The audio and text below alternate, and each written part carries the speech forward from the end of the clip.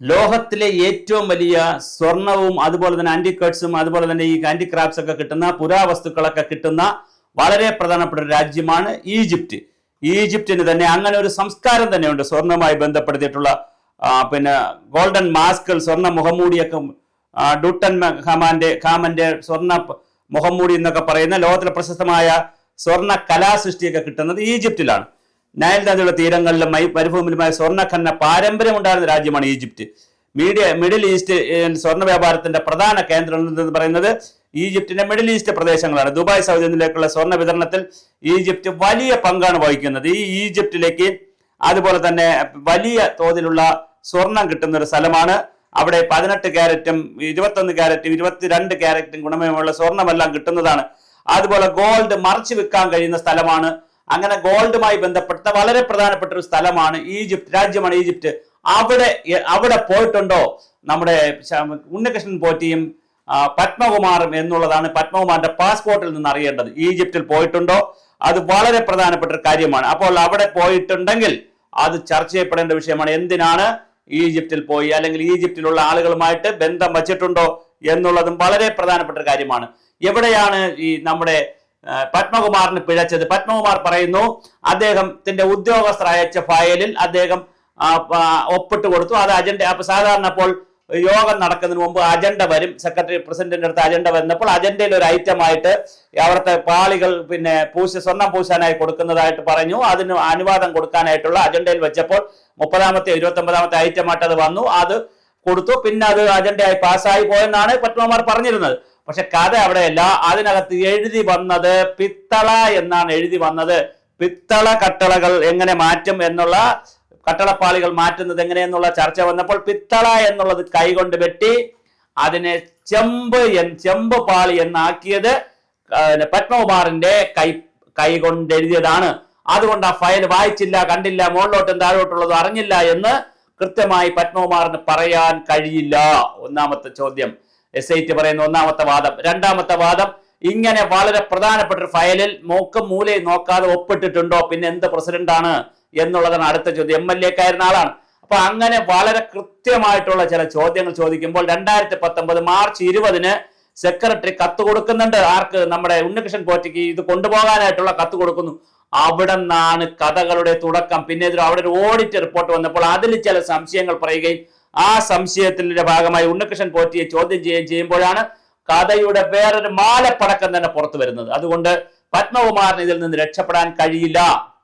പത്മകുമാർ സ്വന്തം കൈപ്പട കൊണ്ട് പിത്തള എന്നുള്ളത് വെട്ടി ചെമ്പ് പാളികൾ എന്ന് എഴുതിയിട്ടുണ്ട് എന്നാണ് വളരെ സ്ട്രോങ് ആയിട്ട് എവിഡൻസ് SITയുടെ കയ്യിൽ നിൽക്കുന്നത്. അതുകൊണ്ട് ഒരു കാരണവശാലും അവർക്കത് ചെയ്യാൻ പറ്റില്ല. പിന്നെ ചെയ്യാൻ പറ്റുന്ന കാര്യം എന്തെന്ന് വെച്ചാൽ പിന്നെ അതിൽ നിന്ന് രക്ഷപ്പെടാനുള്ള ഒരു രീതിയും കാണുന്നില്ല. അപ്പോഴാണ് പത്മകുമാർ വേറെ നമ്പർ ഇറക്കിയത്. ഞാൻ മാത്രമല്ല, എന്റെ മുകളിലും താഴെയും ആദ്യം ഒരു നമ്പർ ഇറക്കി എല്ലാ ഉദ്യോഗസ്ഥരാണ് ചെയ്യുന്നതെന്ന് പറഞ്ഞു. ആ നമ്പർ ഓടിയില്ല. കാരണം ഇദ്ദേഹം കൈകൊണ്ട് വെട്ടി എഴുതിയിരിക്കുന്നത് ആ നമ്പർ ഓടിയില്ല. പിന്നെ അദ്ദേഹം പറഞ്ഞൊരു നമ്പറാണ്, ഇത് എന്റെ മുകളിൽ ആളുകളുണ്ട്, നിങ്ങൾ ദൈവം പോലെ കരുതുന്ന ഒരുപാട് ആളുകൾ ഇതിനകത്തുണ്ട്, എന്നെ മാത്രം അങ്ങനെ കൊടുക്കാന്ന് വിചാരിക്കേണ്ട, ഇതൊരു അന്താരാഷ്ട്ര ലോബിയാണ്, ഇതൊരു ദേശീയ ലോബിയാണ്, അന്തർ സംസ്ഥാന ലോബികളാണ്, അങ്ങനെ എല്ലാവരും കൂടി ചേർന്ന് സ്വർണം കക്കാൻ തീരുമാനിച്ചിട്ട് എന്നെ മാത്രം കൊടുക്കണ്ട എന്നാണ് പത്മകുമാർ പറഞ്ഞിരിക്കുന്നത്. അതുകൊണ്ട് ഇന്ന് പത്മകുമാറിനെ കൃത്യമായി കസ്റ്റഡിയിൽ വാങ്ങിയിട്ട് അത് SIT ചോദ്യം ചെയ്യുന്നുണ്ട്. അങ്ങനെ ചോദ്യം ചെയ്തതിന്റെ ഭാഗമായി കഴിഞ്ഞ 12 മണിക്കൂറാണ് കഴിഞ്ഞ ദിവസം പത്മകുമാറിന്റെ വീടിൽ സെർച്ച് നടത്തിയത്. അവിടെ നിന്ന് പാസ്പോർട്ട് പിടിച്ചെടുത്തിട്ടുണ്ട്. ആ പാസ്പോർട്ടിൽ അറിയപ്പെടേണ്ട ഒരു കാര്യമുണ്ട്. ഈജിപ്തിൽ പോയിട്ടുണ്ടോ? ഈജിപ്തിൽ ഉണ്ണികൃഷ്ണൻ പോറ്റിയും പോയിട്ടുണ്ടോ? ഉണ്ണികൃഷ്ണൻ പോറ്റിയുടെ പാസ്പോർട്ട് ആൾറെഡി പിടിച്ചെടുത്തിട്ടുണ്ട്. അങ്ങനെയാണെങ്കിൽ ഉണ്ണികൃഷ്ണൻ പോറ്റിയെയും ഇതിനെയും തമ്മിൽ എങ്ങനെയാണ് കൊണ്ടുപോകുന്നത്, കണക്ട് ചെയ്യുന്നത് എന്നുള്ളതും SITക്ക് കണ്ടുപിടിക്കേണ്ടി വരും. ഇനി മറ്റൊരു പ്രധാനപ്പെട്ട കാര്യം, വളരെ പ്രധാനപ്പെട്ട കാര്യം, പിന്നെ ഏറ്റവും പ്രധാനപ്പെട്ട ഒരു കാര്യം, ഉണ്ണികൃഷ്ണൻ പോറ്റി എന്ന് പറയുന്ന ചെറിയൊരാളിന്, സൈസ് കൊണ്ടും ചെറുത്, പിന്നെ ഒരു ചെറിയ പോറ്റി, ഒരു കർമ്മിയായ ഒരാളിന് ഇത്രയും വലിയൊരു ഇടപാട് നടത്താൻ കഴിയുമോ? ആരുടെ നോമിനിയാണ് ഉണ്ണികൃഷ്ണൻ പോറ്റി? അതാണ് കറക്റ്റായിട്ട് SIT കണ്ടുപിടിക്കേണ്ടത്. ആരുടെ ബിനാമിയാണ്? ആ പോറ്റിമാരിടയിൽ നിന്നൊരു പോറ്റിയെ തപ്പിയെടുത്ത്. കാര്യം പോറ്റി ചെയ്യുമ്പോൾ മറ്റുള്ളവർക്ക് സംശയം ഉണ്ടാക്കാൻ, തന്ത്രിക്കോ മറ്റുള്ളവർക്കോ സംശയമില്ലാതിരിക്കാൻ വേണ്ടി അവരുമായിട്ടൊക്കെ നല്ല ബന്ധമുള്ള ഒരു പോറ്റിയെ തപ്പിയെടുത്തിട്ട് ആ പോറ്റിയെ ഷാഡോ ആയിട്ട് നിർത്തിയിട്ടാണോ ഈ കാര്യങ്ങളൊക്കെ ചെയ്തിരിക്കുന്നത്? ഇതിന്റെ പിന്നിലുള്ള വൻകിട ശക്തി ആരാണ്? അന്താരാഷ്ട്ര ലോബി ആരാണ്, ദേശീയ തലത്തിൽ ഞാൻ നേരത്തെ പറഞ്ഞ ദേശീയ തലത്തിലും സംസ്ഥാന തലത്തിലുമുള്ള വ്യക്തികൾ ആരാണ് സ്വർണ്ണക്കടത്തിൽ കൈവച്ചിരിക്കുന്നത് എന്നുള്ളത് കൃത്യമായി അറിയേണ്ടതുണ്ട്. കാരണം ഇതിനുശേഷം വൈക്കം ക്ഷേത്രത്തിൽ ഒരു 100 പവൻ ഇതുപോലെ പൂശുന്ന കഥ വന്നു.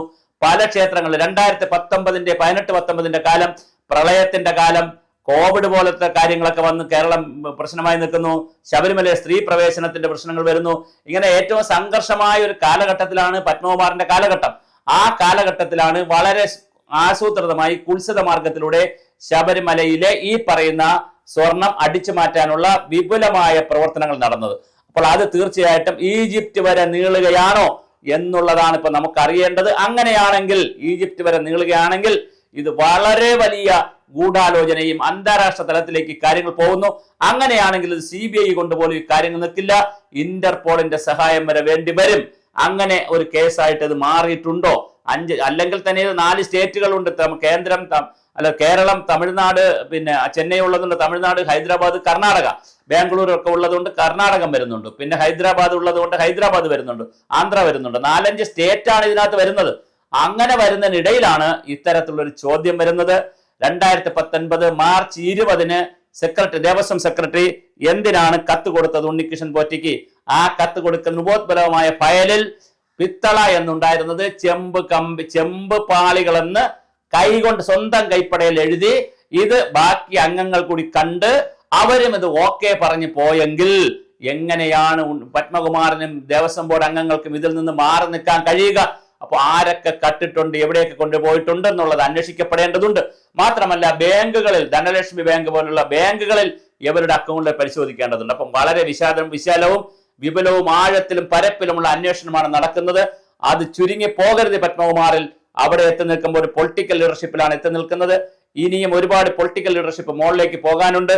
അതുപോലെ തന്ത്രിയെ ചോദ്യം ചെയ്യാനുണ്ട്, ഉദ്യോഗസ്ഥരെ ചോദ്യം ചെയ്യാനുണ്ട്, ആ കാലഘട്ടത്തിലെ പിന്നെ പോറ്റിമാരെ ചോദ്യം ചെയ്യാനുണ്ട്, മേൽശാന്തി അടക്കമുള്ള ഒരുപാട് ആളുകളെ ചോദ്യം ചെയ്യേണ്ടുന്ന ഒരു രീതിയിലേക്കാണ് കാര്യങ്ങൾ പോയിക്കൊണ്ടിരിക്കുന്നത്. എന്തായാലും പാസ്പോർട്ട് ഒക്കെ പിടിച്ചെടുത്ത സാഹചര്യത്തിൽ ഈ കഥ ഈജിപ്തിലേക്ക് നീളുമോ എന്നുള്ളതാണ് നമ്മൾ അറിയേണ്ടുന്ന കാര്യം. അതുപോലെ തന്നെ ഈ പോറ്റിയുടെ പിന്നിൽ, ഈ ശൃംഖലയിൽ ആരൊക്കെയാണ് ഇനിയുള്ളത്?